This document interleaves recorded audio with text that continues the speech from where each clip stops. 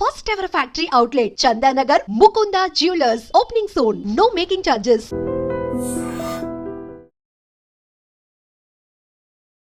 Role hi hello నమస్తే welcome back to iDream media.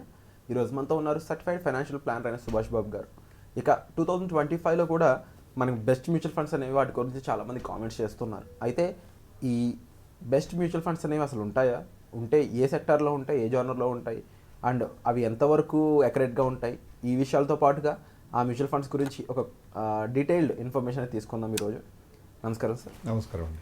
So ఎవరిని అడిగినా జనరల్గా బెస్ట్ స్టాక్స్ ఏంటి, బెస్ట్ మ్యూచువల్ ఫండ్స్ ఏంటని అడగడంలో మనకి కొత్త ఏం కాదు. స్టిల్ ఈ 2025లో బెస్ట్ మ్యూచువల్ ఫండ్స్ అనేవి ఏ విధంగా ఉన్నాయి, ఇప్పుడు వరకు బాగా పర్ఫామ్ చేసినవి ఏమన్నాయి? ఎందుకంటే లాస్ట్ 5 months ఇయర్ 2024 ఎండింగ్ నుంచి 2025 స్టార్టింగ్ ఫిబ్రవరి ఎండ్ వరకు కూడా ఒక బ్లడ్ బాత్ అనేది అందరూ చూశారు. అలాంటి టైంలో చాలామంది ఎస్ఐపీలు వెనక్కి వెళ్ళిపోయాయి. అలాంటి వాళ్ళందరికీ మళ్ళీ బూస్ట్ ఇచ్చి వీటిలో మంచి పర్ఫార్మెన్స్ ఉంటుందని చెప్పడానికి మీరు ఒక మంచి రైట్ పర్సన్ అని చెప్పొచ్చు. సో మీ ద్వారా వాళ్ళకి ఈ విషయాలు వెల్లడించాలనుకుంటున్నాం, ప్లీజ్. థ్యాంక్ యూ అండి. బెస్ట్ మ్యూచువల్ ఫండ్స్ అన్నది చాలా జనరల్ టర్మ్. అది what is best for you may not be the best for somebody else. Okay, అవును, ఇండివిజువల్గా మనం దాన్ని అసెస్ చేయాలి. సో ఎప్పుడు నేను చెప్పేది ఏమిటంటే ఫస్ట్ మనం రిస్క్ ప్రొఫైలింగ్ చేయాలి. ఒక వ్యక్తి ఎంత రిస్క్ తను పర్సెప్షన్ తీసుకోగలదని.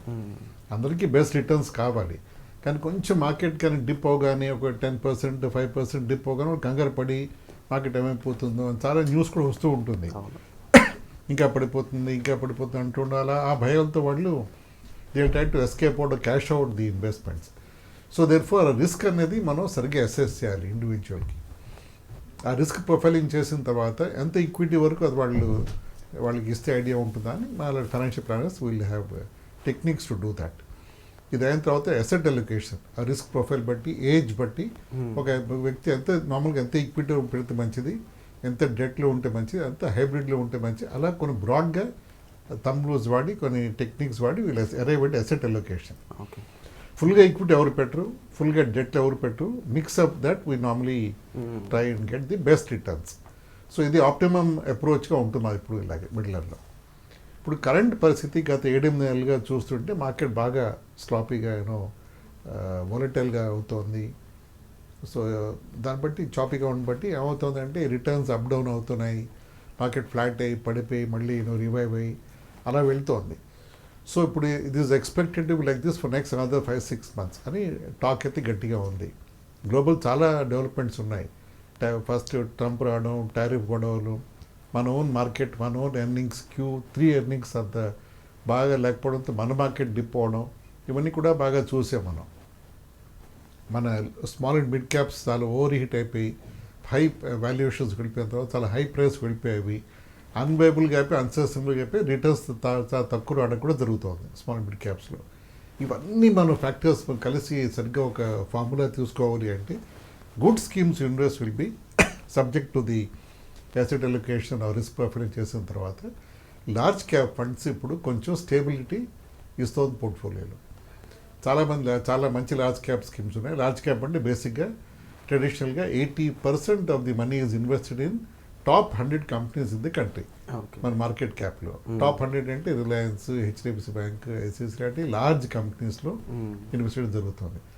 ఆ కంపెనీస్ చిన్న మార్కెట్ ఒడుగుతో అవి అప్సెట్ అయిపోవు, మార్కెట్ ప్రైసెస్ పడినా అవి కంపెనీస్ బ్యాలెన్స్గానే ఉంటాయి. సో ఇలాంటి వాలటైల్ టైమ్స్ లార్జ్ క్యాప్లో పెడితే మనకి ఏంటంటే మన డబ్బు కొంచెం రీజనబుల్ రిటర్న్స్ తక్కువ వచ్చినా సేఫ్టీ పరంగా మనం సేఫ్ కావాలని అని అనుకోవచ్చు. సో లార్జ్ క్యాప్ పెడితే రిటర్న్స్ తక్కువ అని మనకు చాలామంది ఐడియా ఉంది. కానీ రిటర్న్ కూడా పోకుండా లార్జ్ క్యాప్లో పెట్టి మిగతా కూడా కేటగిరీస్ కూడా మనం అట్నుంచి ఇట్నుంచి కూడా ఇన్వెస్ట్ చేసే ఆప్షన్లో ఉన్నది అంటే ఫ్లెక్సీ క్యాప్. పేరులోనే ఉంది ఫ్లెక్సిబిలిటీ అని. సో ఫ్లెక్సీ క్యాప్ అంటే దాంట్లో మార్కెట్ మూమెంట్ బట్టి, మార్కెట్ స్టాక్స్ పెర్ఫార్మెన్స్ బట్టి, ఓవరాల్ ఎకనామిక్ ఎన్వైరన్మెంట్ బట్టి ఆ ఫండ్ మేనేజర్స్ లార్జ్ క్యాపా, మిడ్ క్యాపా, స్మాల్ క్యాపా, లేకపోతే ఏ కేటగిరీ పెడితే మనకి ఒక 6 months వరకు బాగానే ఉంటుంది అని వాళ్ళు they will take suitable calls. ప్రస్తుతం గత 3-4 monthsగా ఫ్లెక్సీ క్యాప్ చాలా హై డిమాండ్లో మూవ్ అవుతుంది.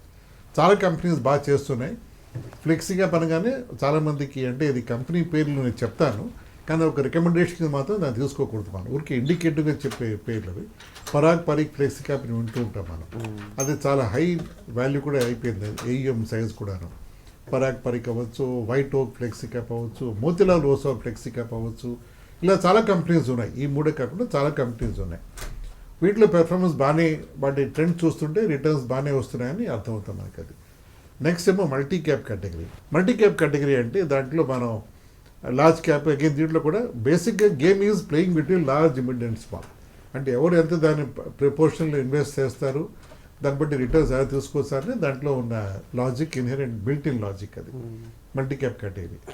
మల్టీ క్యాప్లో కొంచెం రిస్క్ ఆబ్వియస్గా అన్నింటిలోనూ రిస్క్ ఈక్విటీ కాబట్టి కొంచెం మోడరేట్ హైగానే ఉంటుంది. మల్టీ క్యాప్స్ కూడా లార్జ్, మిడ్లో, స్మాల్లో వాళ్ళు ఇన్వెస్ట్ చేస్తారు. అప్ టు దాదాపు 80% వరకు ఈక్విటీస్ ఇన్వెస్ట్మెంట్ జరుగుతుంది మల్టీ క్యాప్స్లో. సో మిగతా 20% క్యాష్ కాంపెనీ పెట్టుకోవచ్చు, లేకపోతే అగ్రెసివ్ హైబ్రిడ్లో పెట్టుకోవచ్చు. అగ్రెసివ్ హైబ్రిడ్లో కూడా మనం ఇన్వెస్ట్ చేయొచ్చు అంటే లైక్ రిస్క్ అనాలిసిస్ చేసుకుని చేయాలంటారా, లేకపోతే డైరెక్ట్గా చేసినా కూడా మంచిగానే ఉంటుందంటారు దాంట్లో రిజల్ట్ అనేది? డైరెక్ట్గా కూడా చేయొచ్చండి. అంటే చెప్పినట్టు రిస్క్ అసెస్మెంట్ బట్టి మనం చేయాలి అంటే అంత ఈక్విటీ కాకుండా కొంచెం డెట్ పెట్టాలి, కొంచెం హైబ్రిడ్ పెట్టుకోవాలి అనే వాళ్ళకి which we recommend normally. Hybrid అన్నప్పుడు అగ్రెసివ్ హైబ్రిడ్ ఒక 30-40 ఏళ్ళ వాళ్ళు ఉన్నారు. సో అలాంటి వాళ్ళకి మనం ఏ ఫండ్ చెప్పాలి అంటే మనం అగ్రెసివ్ హైబ్రిడ్ సజెస్ట్ చేయొచ్చు వాళ్ళకి. Usually in kind of situations like people earn around 1 lakh per month అనుకున్నాం, అలాంటి వాళ్ళకి ఇది ఎలా ఉంటుందని ఈ అగ్రెసివ్ హైబ్రిడ్ అనేది? అగ్రెసివ్ హైబ్రిడ్ అనేది ఇన్కమ్ కేటగిరీ కాకుండా ఏజ్ కేటగిరీ చూస్తే బెటర్ దాన్ని మనం. ఓకే, ఏజ్ అగ్రెసివ్ హైబ్రిడ్ అనగానే డెట్ దాంట్లో వస్తుంది, అంటే రిటర్న్ కొంచెం తగ్గుతుంది ఈక్విటీ కంటే. అట్ సేమ్ టైం మరీ తగ్గిపోతే మనం ఇన్ఫ్లేషన్ మీట్ చేయలేకపోవచ్చు, మన గోల్స్ మీట్ చేయలేకపోవచ్చు. అందుకని ఇప్పుడు 35-40 వాళ్ళకి ఒక 10-20% అగ్రెసివ్ హైబ్రిడ్ పెట్టుకోవడంలో కామన్ సెన్స్ దాంట్లో మనం అనుకోవచ్చు దాన్ని మనం. ప్రొవైడెడ్ మీరు 1 lakh 2 lakhs ఇన్కమ్ వాళ్ళకి దాంట్లో మనం ఒక 20% ఎస్ఐపి పెట్టుకుంటే కూడా మంచిది దాంట్లో అగ్రెసివ్ హైబ్రిడ్స్లో. దాంట్లో DSP is doing well in aggressive hybrid కేటగిరీలో. చాలా మిగతా కంపెనీలు బాగా చేస్తున్నాయి, కానీ not top of mind. Somehow better అనొచ్చు. అంటే బెటర్ అన్న పదం అంటే it can be differentiated like that. It is right now doing well DSP for now right. Yeah, ఇది కూడా ప్రొడక్ట్ రికమెండేషన్ అనుకోకూడదు, మనం స్కీమ్ రికమెండేషన్ అనుకోకుండా ఉంటే అదే. సో ఇలా ఉంటుంది మా అప్రోచ్. బెస్ట్ ఫండ్స్ అంటే మనం అనుకున్నట్టు large cap, flexi cap, multi cap, డెట్లో కూడా పెట్టుకోవచ్చు కొంచెం. Yeah, that's the main part sir. అంటే యూజువల్లీ కొంచెం 40 years 45-50 లేదంటే నియర్ టు రిటైర్మెంట్ ఉన్న పీపుల్ అందరికీ కూడా కాస్త రిస్క్ తక్కువ ఉంటూ బెటర్ ఇన్కమ్ కావాలనేది అందరి మైండ్లో ఉంటుంది. బట్ డెట్ ఫండ్నే రైట్ ప్రాసెస్లో గెయిన్ చేయడం అనేది అంత ఈజీ కాదు. చాలామంది మనకి మ్యూచువల్ ఫండ్స్లో రెగ్యులర్గా చేసేవాళ్ళు కంటే డైరెక్ట్గా చేసేవాళ్ళు ఎక్కువైపోతూ ఉన్నారు. బట్ ప్రొఫెషనల్స్ అనేవాళ్ళు వాళ్ళ ఇంపార్టెన్స్ ఎక్కడ తెలుస్తుంది అంటే డెట్లో పెట్టి కూడా ఇన్కమ్ అంటే కాస్త గెయిన్ చేయగలిగిన వాళ్ళు అనమాట. దీనిపై మీరేమంటారు? What you say? Debt absolutely ever green category అండి ఇన్వెస్ట్ చేయడానికి. అది మన ఎక్స్పెక్టేషన్స్ సరిగ్గా ఉంటే డెట్ చాలా బాగా పెర్ఫామ్ చేస్తుంది. అంటే ఎఫ్డి కంటే ఎక్కువ, ఈక్విటీ కంటే తక్కువ డెట్లో మనం ఆపరేట్ చేయొచ్చు. ఓకే, అంటే అంత మనం ఒక మేబీ మన పోర్ట్ఫోలియోలో 10-15% డెట్లో పెట్టుకోవడం కూడా తప్పులేదు యాక్చువల్గా చెప్పాలి అంటే. అండ్ డెఫినెట్లీ రిస్క్ అనాలిసిస్ అనేది అందరూ చేసుకోవాలి. ఒక్కొక్కసారి లాస్ట్ టైం 5 monthsలో ఏం జరిగిందో అందరూ చూసారు. అలాంటి టైంలో డెట్ ఫండ్స్ అనేవి చాలా హెల్ప్ఫుల్గా మారాయి కొంతమందికి. కరెక్ట్. సో యా, సో ఇవే అండి latest information best mutual funds ప్రకారం అయితే. ఇక వీటిలో మీకు డైరెక్ట్గా ఒక సజెషన్ కావాలి, ఒక హెల్ప్ కావాలి అనుకున్నట్లయితే రైట్ గైడెన్స్ కోసం మీరు డిస్ప్లే అవుతున్న నెంబర్స్ కాల్ చేసి సుభాష్ గారిని మీరు సంప్రదించవచ్చు. Is a certified financial planner. And మీరు ఫైనాన్షియల్ ప్లానింగ్కి సంబంధించి అసెట్ అలొకేషన్ అయి ఉండొచ్చు, ఎమర్జెన్సీ ఫండ్ అయి ఉండొచ్చు, అండ్ డిఫరెంట్ ఇన్వెస్ట్మెంట్స్ అయి ఉండొచ్చు, హెచ్ఎన్ఐకి సంబంధించినవి కూడా. సో వీటన్నిటికి సంబంధించి మీకు మరింత గైడెన్స్ అనేది సార్ ప్రొవైడ్ చేస్తారు. ఇక వచ్చే ఎపిసోడ్లో కలుద్దాం. మరి ముఖ్యంగా ఇలాంటి మరిన్ని టాపిక్స్ కోసం ఈ ఛానల్ అయితే సబ్స్క్రైబ్ చేసుకోండి. Thank you so much sir. Thank you అండి.